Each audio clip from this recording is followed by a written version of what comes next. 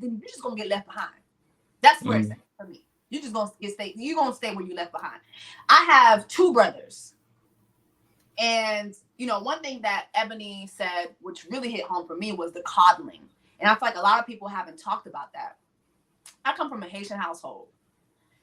Baby, the way Haitian women go about their sons, my son, my son, my son, my son, my son, my son, my son. Like, yo, it's fucking ridiculous.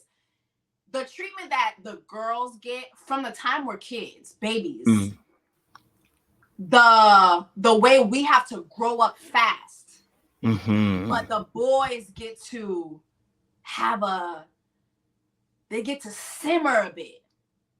They get to make mistakes forever.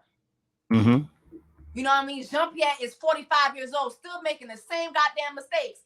He said, mistake, that's my son. He's going to learn. When he's going to learn, girl? He about to be 50. Meanwhile, I'm over here about to be 20, and I'm already making decisions that his 50-year-old ass supposed to be making. You know what I mean? Like, it's just, it's at criminal levels. The coddling that happens with Black men or men in our community from the time that you guys are at the house. Then you get into the real world.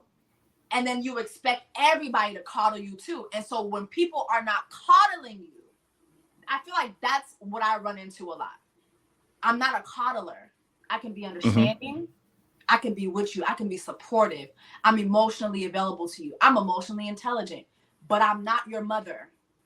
I'm not going to breastfeed you. I'm not going to do it. Okay?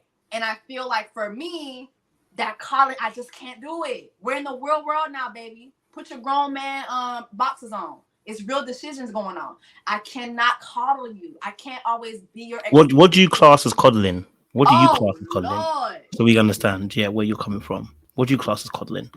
For instance, like I can bring up my older relationship, which was, okay, how long are you gonna say you're gonna do something before you do it?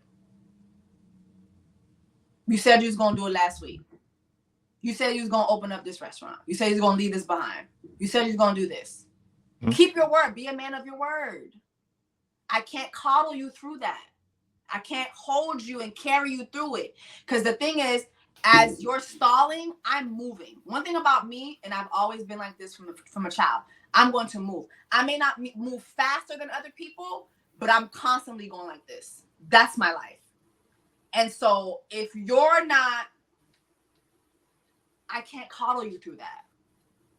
I can't stop what I'm doing because you don't want to take initiatives and do what you're supposed to do. Because I'm a strong Black woman.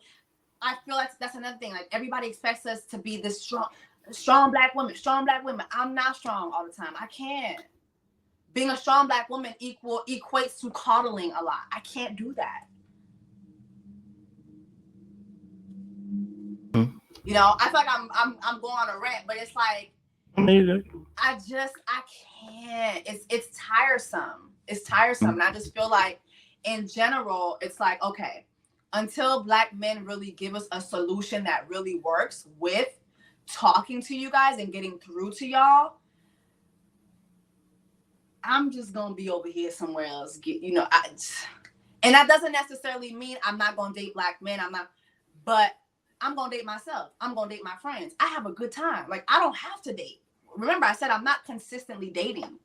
I have a good time. I live a good life. I'm surrounded by good women who have great jobs, great careers, who are happy with what they do. We take trips. We go to brunch. We cry together. We get each other jobs. We're there for each other. We support each other. If financially one of us is in need, we're there for each other. I got a whole lot of aunts, whole lot of aunties, cousins. I have a whole lot of mothers in my life. So for me, it's not necessarily, I ain't gonna date Black men, but I'm just gonna be over here where actually I'm having a good time. And then when you got yourself together, maybe I'll come back over. But until then, I'm gonna go over there.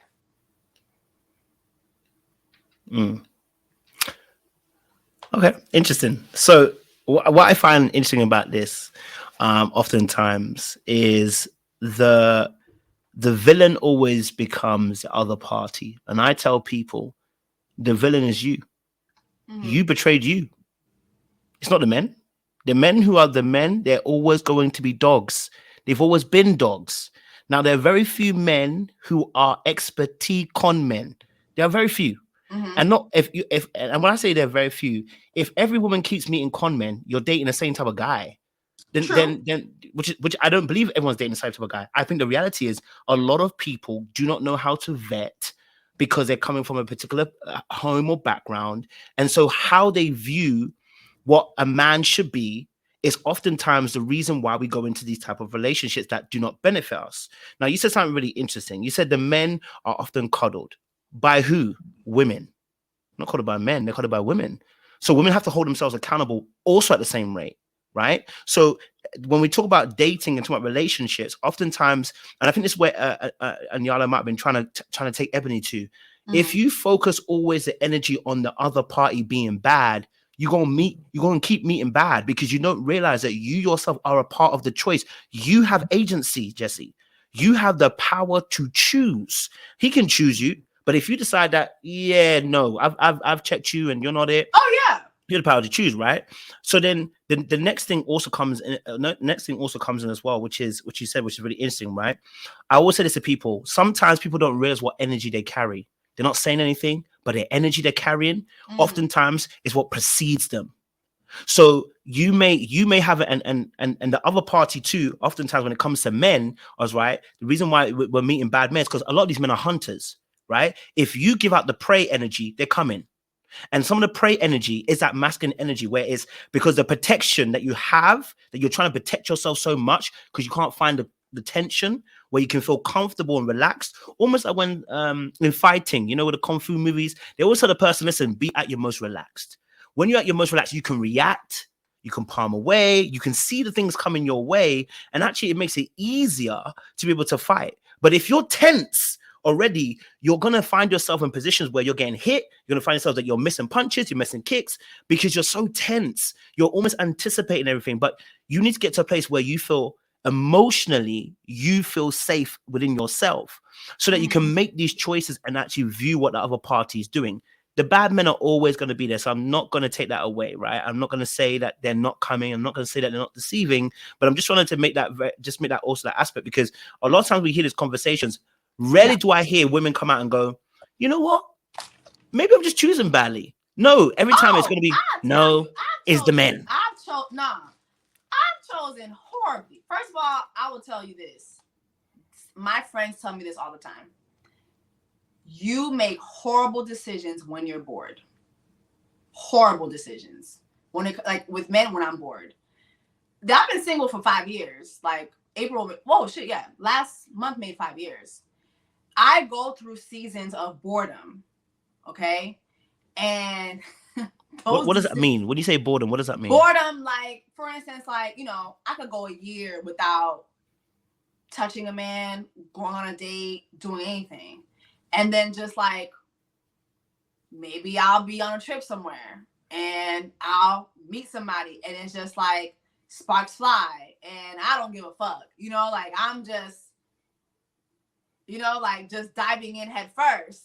And all of a sudden, I got a nigga fighting for citizenship now. You know what I mean? Like, it's like ridiculous. I've been in some ridiculous situations because I was bored and I was just trying to entertain myself. So I know I've made some horrible decisions when just out of boredom. Oh yeah.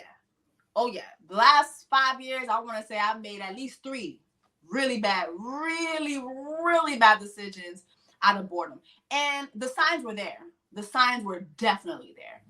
But I think, here's the thing.